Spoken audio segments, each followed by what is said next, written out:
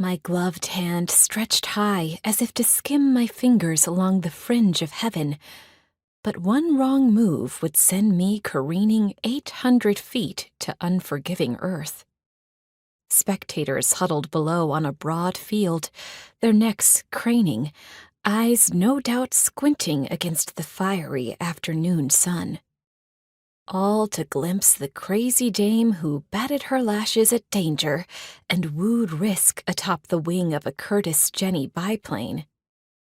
The custom Hisso engine roared its powerful song and muted the crowd's gasps and hollers, but even from this height, I sensed the thrum of their excitement. I was no fool. They'd come to see if my blood would stain the sun-bleached grass. Sensation seekers. Every one of them. From farmer to mayor, the citizens of Columbia County, New York, had paid hard-earned cash to watch me challenge death.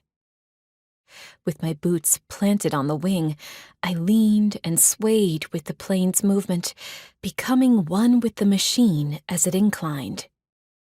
We cut through the sky at 65 miles per hour, a dizzying speed on solid ground, let alone at this altitude.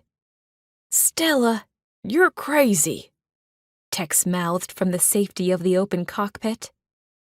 While the mustached pilot was probably miffed that I'd climbed out of my seat before reaching peak elevation, he hadn't known me long enough to make such an assessment. He didn't even know my true name. The lanky man had approached me after this morning's flight show, tugging his worn suspenders and claiming he was the best aviator to ever sit behind the controls. He'd lied, because I'd married the best flyer, only to become a widow before my wedding gown could fade. I pushed past the stab of grief and forced myself to focus. Thankfully, Tex did seem to have a good handle on the Jenny, or else I wouldn't have ventured onto the wing. Or maybe I would have anyway. If things got shaky, all I had to do was drop to my knees and cling to the spar bar within my reach. The plane climbed higher, nearing 1,500 feet.